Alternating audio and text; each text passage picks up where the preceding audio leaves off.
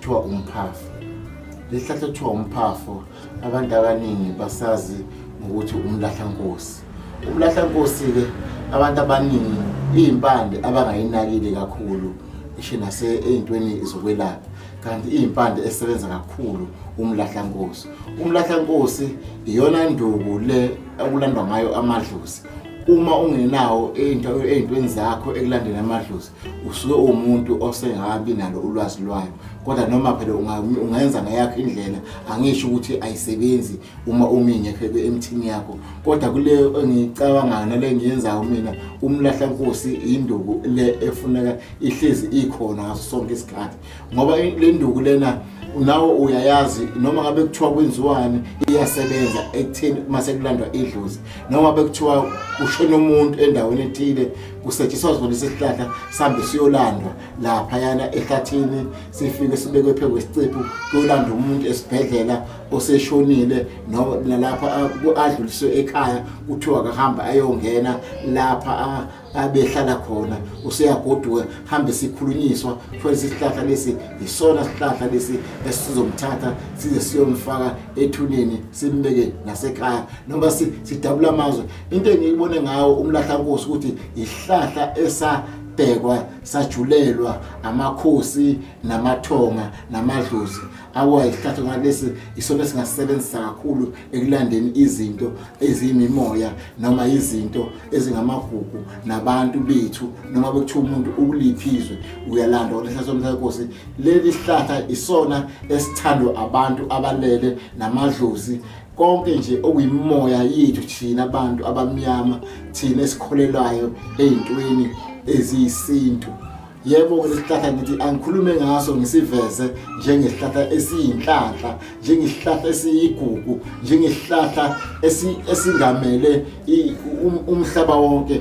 Ngithi mayithi ngihamba nginqamula amazwe noma bengihamba kuliphi nje izwe ngithi hayibo lesi sihlahla kanti sikhona. Uyasithola ku-Eastern Cape, uyasithola le koMpumalanga, uyasithola komhlaba yalingana, uyasithola koNongoma, koMthunzini, koMpangeni. Kuyisihlahla nje esingaswele noma ngabe kuthiwa ushonele ukuthiwa hambani bantwana niyofuna noma kuthiwa bhuti gijimela la isihlahla somlahlankosi sekukhona uyusike funa ukulenza manje. Lesi sihlahla sisebenza kakhulu. Siyangena-ke lesi sihlahla ngangizokhuluma ngaso ey'ntweni zala ekulapheni. Siyalapha lesi sihlahla imimoya noma ngabe kuthiwa ayicaci siyacacisa.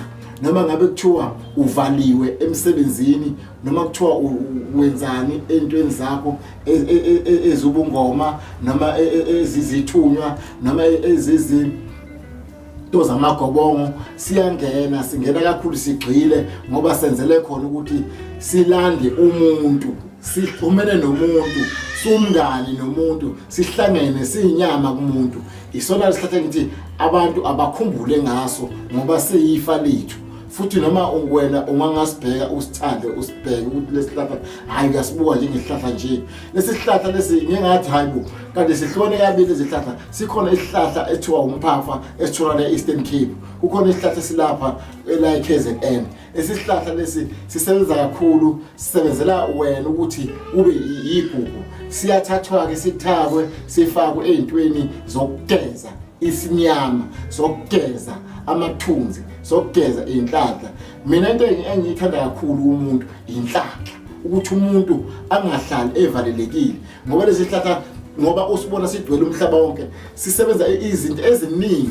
Siyasebenza ekugezeni, siyasebenza ekubuyiseni, siyasebenza ekulandeni abantu asebelele, siyasebenza futhi ukuthi sibheke ekhaya siqinisele nomuzi sisithako esihle. Lesihlahla ngijoba ngisiveza namhlanje ungasondela ngoba lapha ekhaya siqinisekile ngaso ukuthi uma sifuna ukuvulela izinto zomsamo sizovulela ngaso suke sikhona phakathi. Futhi isihlahla lesi siyimvelo, isihlahla sakhethwa zidalwa nabalele namakhosi. Siphinde futhi isihlahla sisebenze ngokamveli nqani, siyikhubalo elihle.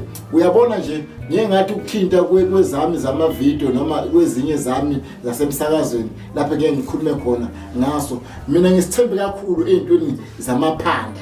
Emaphandeni isona esilanda iphanda sisibeke lapha ekhaya, sakha usiko sakha umsamo lesihlahla, sakha yonke into, isona ongasikhulumisa usilande. Kepha kodwa asona-ke uma usibheka akusona isihlahla ongavele usithwale nje uthi sengiyokwenza ini, uyasikhulumisa noma ngabe kuthiwa kuyolanda umuntu ethunini.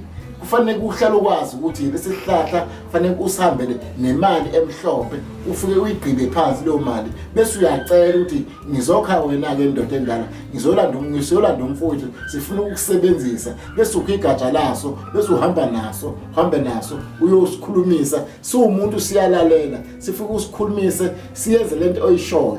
Yikho ngithi namhlanje siyahamba nathi sifike sisithathe thina sinyanga thina bogobela sisenzele usiko, sisitshele ukuthi njengoba ngikuthatha nje ngiyokwenza u1 no2 no3 no4 phakathi emsebenzini wabantu abadala. Ufike phinde futhi usigaye ekhaya usenze sibe impuphu bese usithaka ezithakweni zakho, singena ezithakweni eziningi. Lesi sihlahla lesi asivimbi lutho, njengoba nawe uma usulanda umuntu uba nethemba ukuthi lo muntu engimlandayo la ngimlanda khona ngizohamba naye ngiyoze kuyomfihla endlini yakhe yokugcina. Ngabe unenkinga ngaleli thonga leli ngikhuluma ngalo noma lesihlahla somlahlankosi, kufanele usondeleke. Mhlawumbe unenkinga izinto zakho sengamaphupho, wasavila amaphupho, sekuyinhlahla esihambela kude futhi nento zenzayo uyayibona siqhelile ayisondeli kuwena. Sondela la ekhaya sikuhlanganisele lempandle neminye imithi, sikuhlanganisele into zakho ukuthi ukwazi ukuthi into yakho ifuleke iye phambili. Ngicela ukubonga.